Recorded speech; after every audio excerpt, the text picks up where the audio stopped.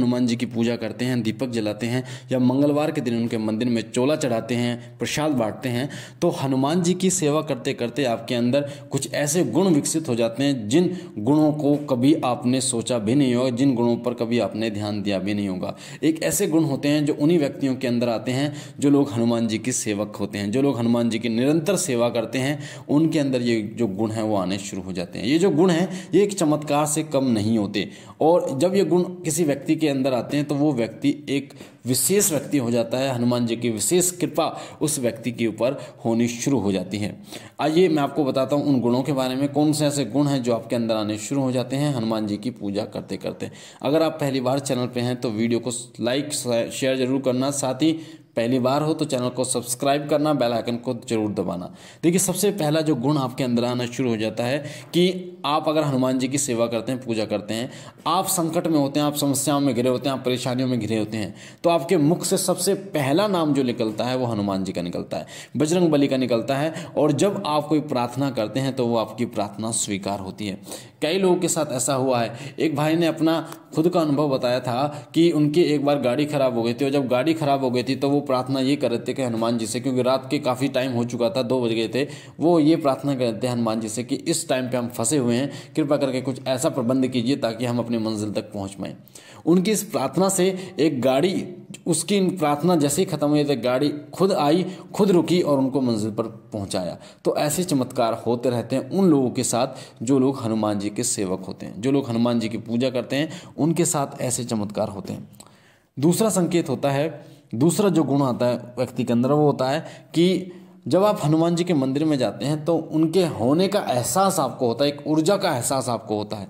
आपको ऐसा लगता है कि मंदिर में बैठ जाऊं, आपको ऐसा लगता है इस मंदिर में ही मैं भजन करूं, आपको ऐसा लगता है कि हनुमान जी की जो मूर्ति है उसको मैं देखता रहूं। वो ऊर्जा आपको वहां पर महसूस होती है जो कि हर किसी को महसूस नहीं होती, सिर्फ उन्हीं व्यक्तियों को महसूस होती है जो हनुमान जी की सेवा करते हैं, जिन पर हनुमान जी की विशेष कृपा होती है। जब आप हनुमान जी की सेवा करते हैं तो एक गुण और आपके अंदर आता है, वो आता है हनुमान जी के गुणगान करने का। आपके मुख से राम नाम स्वयं निकलना शुरू हो जाता है। आप चलते फिरते जहाँ भी होते हैं, कुछ भी आप करते हैं, आपके जो मुख में, आपके मन में राम नाम चलता रहता है, हनुमान जी का नाम भी आपके मन में चलता रहता है, और आप चाहकर भी उसको नहीं रोक पाते। जिसे हम कहते हैं ना अजपा जप, अजपा जप जिसे कहते हैं, यानी जिसको जपने की जरूरत ना पड़े वो होता है अजपा जप। इसी प्रकार से आपके अंदर स्वयं राम नाम चलना शुरू हो जाता है, हनुमान जी का नाम चलना शुरू हो जाता है। तो ये जो गुण है, ये गुण आपके अंदर आना शुरू हो जाता है। जब आप हनुमान जी की सेवा करते हो तो एक गुण और आपके अंदर आता है, वो आता है दया भाव का।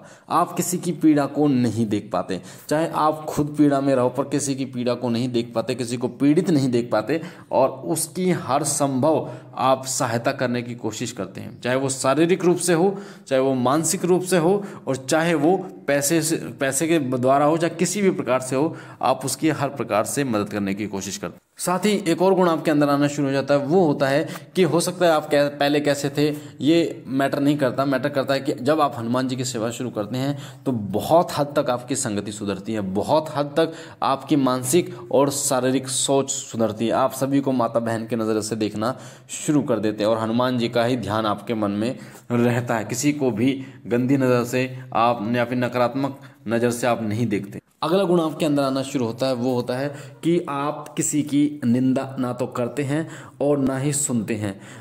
जो लोग निंदा करते हैं, जो आपके दोस्त यार होते हैं पहले जिनके साथ आप रहते थे, जब हनुमान जी की कृपा आपके ऊपर होती है तो आप उनसे दूर रहना शुरू कर देते हैं। आपको अकेलापन महसूस, यानी अकेलापन आपको अच्छा लगने लगता है। आपको ऐसा लगता है कि आप अकेले रहो, और जब आप अकेले होते हैं तो आपको वो महसूस होता है, वो एहसास होता है हनुमान जी का कि हनुमान जी सदैव आपके साथ रहते हैं। चलते फिरते कहीं भी आप हो तो हनुमान जी आपके साथ है।